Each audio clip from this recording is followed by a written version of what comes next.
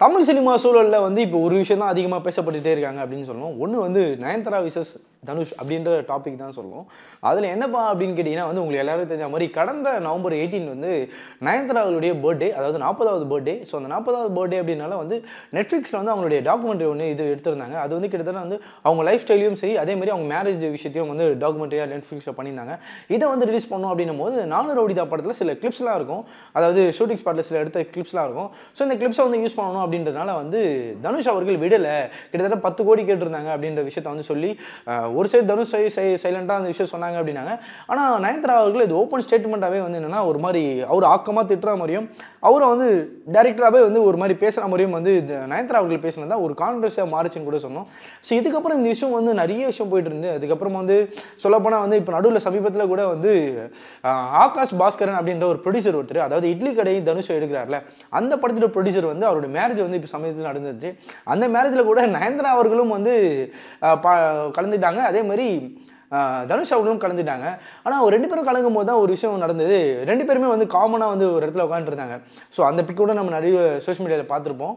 இந்த பிக்கில் தான் வந்து ஒரு சைடு வந்து படையப்பா மாதிரி தனுஷ் அவர்கள் ஒரு மாதிரி சைடில் திரும்பிட்டு இருப்பார். நீலாம்பரி மாதிரி இவங்களும் நயன்தாரா அவர்களும் ஒரு மாதிரி உட்காந்துட்டு அவர் கண்டுக்காத மாதிரியே இருந்திருப்பாங்க. ஸோ இப்படியாக வந்து இவங்க கான்ட்ரவர்சி நிறைய விஷயம் போயிருந்தாலும் முக்கியமாக ஒரு விஷயம் தான் நடந்தது அப்படின்னு சொல்லணும். அது என்ன அப்படின்றது தான் வந்து சுவாரஸ்யமான விஷயமே. கடந்த வந்து 18ஆம் தேதி வந்து நயன்தாரா அவருடைய பர்த்டே அப்படின்னு எல்லாருக்கும் தெரிஞ்ச ஒரு உண்மை. ஆனால் அன்னைக்கு வந்து இவங்க இஷ்யூவும் அதே மாதிரி டாக்குமெண்ட்ரி ரிலீஸ் பண்ணாங்க. ஒரு சைடு வந்து டாக்குமெண்ட்ரி அவங்களுடைய நெட்ஃப்ளிக்ஸில் ரிலீஸ் பண்ணியிருந்தாங்க. அதேமாதிரி அவங்க பர்த்டே அப்படின்னால ஒரு விஷயம் போச்சு. ஆனால் இதெல்லாம் சைலண்ட்டாக ஒரு விஷயத்த ஒரு படத்தோட அப்டேட் வர நயன்தாரா விட்டுருக்காங்க. ஆனால் அது நிறைய பேர் தெரியாமே போயிடுச்சு அப்படின்னு சொல்லணும். எஸ், என்ன படம்ன்றது வந்து ராக்காயி அப்படின்னு ஒரு படம். ஸோ ராக்காயின்னு ஒரு படம் வந்து நயன்தாரா அவர்கள் எடுத்துகிட்டு இருக்காங்க. அதாவது என்னன்னா ஒரு சைடு வந்து தனுஷ் அவர்கள் இந்த மாதிரி கான்ட்ரவர்சி இஷ்யூ இதெல்லாம் வந்திருந்தாலும் அவர் ஒரு சைடு வந்து படங்கள் பண்ணுறதும் ப்ரொடியூஸ் பண்ணுவதும் இயக்குவதும் அப்படின்னு சொல்லி தனுஷ் அவர்கள் அந்த அவரோட விஷயத்தை வந்து கான்சன்ட்ரேட் பண்ணி பயங்கரமாக பண்ணிட்டு இருக்காருன்னு சொல்லணும். அதே மாதிரி நயன்தாரா அவர்களும் வந்து இந்த கான்ட்ரவர்சி இஷ்யூலாம் ஃபேஸ் பண்ணிட்டு தான் இருக்காங்க. ஃபேஸ் பண்ணி ஆனால் சைலண்டாக அவங்க படங்கள் நிறைய பண்ணிட்டு இருக்காங்கப்பா. கிட்டத்தட்ட சொல்ல போனால் வந்து இந்த ராக்காயின்னு ஒரு படத்தோட அப்டேட் வராங்க. அதுக்கப்புறம் அப்கமிங்கில் நிறைய படங்கள் பண்ணிட்டு இருக்காங்க. ஸோ அதெல்லாம் ஒரு மிகப்பெரிய ஒரு சாசமான விஷயம் கூட சொல்லணும். அதில் முக்கியமாக பார்த்தீங்கன்னா வந்து ராக்காயி அப்படின்ற படம் தான். இந்த ராக்காயி படத்தில் என்ன ஸ்பெஷல் அப்படின்னு பார்க்கும்போது நம்ம அந்த டைட்டில் ட்ரீசர் பார்க்கும்போதே தெரியுது ஒரு மாதிரி பயங்கரமாக வந்து முக்கியமாக சொல்லணும்னா இந்த விஷயம் அந்த மாதிரி அந்த மெரூன் கலரில் ஒரு புடவை கட்டிக்கிட்டு பிளாக் கலரில் வந்து ஜாக்கெட் போட்டுக்கிட்டு ஒரு மாதிரி அந்த தொரைட்டின்னு சொல்லுவாங்க அந்த அருவா மாதிரி அந்த விஷயத்தெல்லாம் வச்சுக்கிட்டு வந்து ஒரு குழந்தைய வந்து காக்கிற ஒரு அம்மாவாகும். அதே மாதிரி இது ஒரு பீரியட் படம்ன்றது தெளிவாக தெரியுது. அதில் பார்க்கும்போது தெரியுது நயன்தாரா ரத்தம் தெரிக்க ஒரு மாதிரி ஆக்ஷன் த்ரில்லர் மாதிரி இந்த படத்தை வந்து பயங்கரமாக வந்து அதுவும் வந்து ஒரு ரூரல் சப்ஜெக்ட்ன்றது வந்து அந்த வில்லேஜ் சப்ஜெக்ட்ல இருக்கிறதுனால வந்து அவங்க புடவை கட்டிட்டு இருக்கிறதும் அதே மாதிரி அந்த குழந்தைக்கு பால் ஊட்டிட்டு ஒரு ஃபைட்ஸ் போட போறாங்க. அதாவது கிட்டத்தட்ட நிறைய பேர் வந்து வெளியே நிற்கிறாங்க. அவங்க கிட்ட ஃபைட் போடுற மாதிரியும் சில விஷயத்தெல்லாம் அந்த கிளிம்ஸில் பார்க்க முடியுது. ஸோ இப்படியாக வந்து அசுரனுக்கு ஆப்போசிட்டாக ஒரு வந்து களம் இறங்குறாங்க ராக்காயி அப்படின்னு ஒரு ஆள் அப்படி ஒன்று சொல்லுவோம். ஆனால் அது அசுரன் இல்லை ராயனுக்கு பதிலாக வந்து ராக்காயி அப்படின்ற நயன்தாரா அவர்கள் உருவாகியிருக்காங்க. ஸோ இந்த படத்தோட அப்டேட் கூட ஒரு மாதிரி சுவாரஸ்யமாக இருந்துச்சு. ஏன்னா பார்க்கும்போது வந்து எத்தனை நாள் நயன்தாரா அவர்கள் இந்த மாதிரி சப்ஜெக்டில் நடிச்சது இல்லையே, ஸோ இது ஒரு மாதிரி வித்தியாசமாக இருக்கே அப்படின்னு பார்த்தாங்க. ஆனால் இதே வந்து ஒரு மாதிரி கான்ட்ரவர்சியாகவும் மாற்றுறாங்கன்னு சொல்லலாம். அதாவது சோஷியல் மீடியா அளவில் வந்து இதெல்லாம் சில படத்தோட ரெஃபரன்ஸ் மாதிரியே இருக்குது லைட்டாக அப்படின்னு கூட சொன்னாங்க. அது என்னென்ன படங்கள் அப்படின்னு நம்மளுக்கு எல்லாரும் தெரிஞ்ச ஒரு உண்மை. சானிகா இதுன்னு ஒரு படம் வருது, கீர்த்தி சுரேஷ் நடித்த படம். ஸோ அதில் கூட வந்து என்னன்னா இதே மாதிரி வந்து அந்த நயன்தாரா போட்டிருக்க மாதிரியே வந்து சேம் வந்து அதே மாதிரி அந்த ரெட் கலரில் ஒரு புடவை கட்டிக்கிட்டு பிளாக் கலரில் ஜாக்கெட் போட்டுக்கிட்டு இருப்பாங்க. ஸோ அதுலேயும் ஒரு ஃபைட் பண்ணுற மாதிரி இருக்கும். அதே மாதிரி இப்போ புலிக்குத்தி பாண்டி அப்படின்னு ஒரு படம் வச்சு அதுலேயும் லட்சுமி வேணும் அதே மாதிரி ட்ரெஸ்லாம் போட்டுட்டு இருப்பாங்க. அதே மாதிரி அசுரன் நம்ம சொல்லணும். அசுரன்லேயே வந்து மஞ்சு வாரியர் அவர்களும் வந்து சேம் இப்போ நயன்தாரா ராக்காயில் எப்படி அந்த மாதிரி ட்ரெஸ்ஸிங் போட்டிருக்காங்களோ அதே மாதிரி அசுரன்லேயும் வந்து மஞ்சு வாரியர் அவர்களும் இதே மாதிரி ட்ரெஸ்ஸை போட்டுக்கிட்டு அந்த துரட்டி வச்சுட்டு ஒரு ஃபைட் ஒன்று வரும், கழுத்தில் இது பண்ணுற மாதிரி ஒரு ஃபைட் சீன் வரும். ஸோ அதுவும் வந்து அந்த இடத்துலலாம் ரெஃபரன்ஸ் மாதிரி லைட்டாக இருக்குது. அதே மாதிரி அந்த பிஜிஎம்லாம் கூட ராக்காயோட பிஜிஎம்லாம் பார்க்கும்போது கூட காந்தாராவோட சாயல் லைட்டாக வருது அப்படின்னு கூட சொல்லணும். ஏன்னா பார்க்கும்போது நிறைய பேர் கமெண்ட் செக்ஷன் அதான் சொல்லிட்டு இருக்காங்க. ஸோ அதோட சாயல்லாம் இருக்குது அப்படின்னு நம்ம சொல்லிட்டு இருக்காங்க. ஸோ இப்படியாக வந்து ராக்காயோட அப்டேட் வந்து நயன்தாரா அவர்கள் சைலண்டாக விட்டாங்க. ஆனால் அது யாருமே கவனிக்காமல் விட்டுன்னு கூட சொல்லணும்.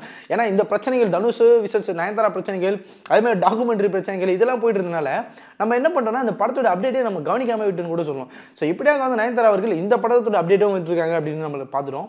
இதுக்கப்புறம் நயன்தாரா அவர்களுடைய கெரியரில் நிறைய படங்கள் பண்ணிட்டு இருக்காங்க சைலண்டாக. ஏன்னா தனுஷ் எப்படி வந்து ஒரு சைடு கான்ட்ரவர்சி இஷ்யூ பண்ணி ஃபேஸ் பண்ணிட்டு ஒரு சைடு அவர் சைலண்டாக படங்கள் பண்ணிட்டு இருக்காரோ, அதே மாதிரி நயன்தாரா அவர்களும் ஒரு சைடு சைலண்டாக படங்கள் பண்ணிட்டு இருக்காங்க.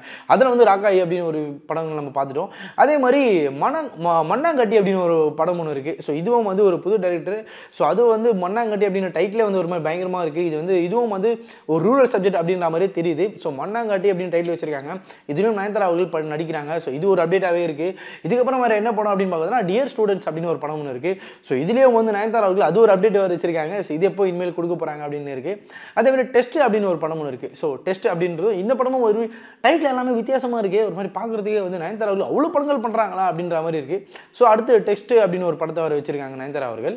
இதுக்கப்புறம் வேறு என்னென்ன படங்கள் அப்படின்னு பார்த்தோன்னா வந்து மூக்குத்தி அம்மன் 2 வர இருக்குது. ஸோ இதுலேயும் வந்து மூக்குத்தி அம்மன் 1லேயே அவங்க நடிச்சிட்டாங்க.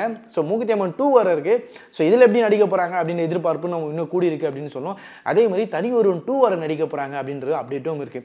ஸோ இப்படியாக நயன்தாரா அவர்கள் ஒரு சைடு வந்து இந்த இஷ்யூ, இந்த பிரச்சனைகள், இந்த மாதிரி விஷயம்லாம் இருந்தாலும் இன்னொரு சைடு வந்து அவங்களுடைய படங்கள் பண்ணுவதும், அதே மாதிரி அவங்களுடைய கைவசத்தில் இருக்க நிறைய படங்கள் இருக்குது. ஸோ ராக்காயி, தனி ஒருவன் 2, மூக்குத்தி அம்மன் 2, அப்புறம் டெஸ்ட்டு, அப்புறம் வந்து மண்ணாங்கட்டி, அப்புறம் டியர் ஸ்டூடெண்ட் அப்படின்னு சொல்லி நிறைய படங்களை கைவசத்தில் வச்சுட்டு இருக்காங்க அப்படின்னு சொல்லணும். என்னதான் வந்து இவங்களுக்குள்ள பிரச்சனைகள், சண்டைகள் நடந்திருந்தாலும் அவங்க வேலையில் கரெக்டாக இருக்காங்கப்பா அப்படின்றது ஒரு விஷயம் தெளிவாகவே தெரியுது. நயன்தாரா அவர்கள் அவங்க சைடில் அவங்க வேலைகள் நிறைய படங்களை ஒன்று கம்பேக்காக பண்ணிட்டு இருக்காங்க. அதே மாதிரி தனுஷ் அவர்களும் அவரோட சைடில் வந்து இந்த பிரச்சனைலாம் ஃபேஸ் பண்ணாலும் அவரோட படங்களை ஒரு சைடு பண்ணிட்டு இருக்காங்க அப்படின்றது நிதர்சனமான ஒரு உண்மையாகவே இருக்குன்னு சொல்லணும். ஸோ இப்படியாக என்ன பிரச்சனை நடந்தாலும் சரி அவங்க வேலையில் அவங்க கரெக்டாக இருக்காங்க அப்படின்னு நல்லா தெரியுது. அதே மாதிரி நம்மளும் நம்மளோட வேலையில் கரெக்டாக இருக்கணும் அப்படின்றது தான் என்னுடைய கருத்தாகவும் இருக்குது. ஸோ இதை குறித்து உங்களுடைய கருத்துக்கள் என்னென்பதையும் கமெண்ட் செக்ஷனில் சொல்லிட்டு போங்க. அண்ட் மறக்காமல் சேனலுக்கு சப்ஸ்கிரைப் பண்ணிட்டு போங்க.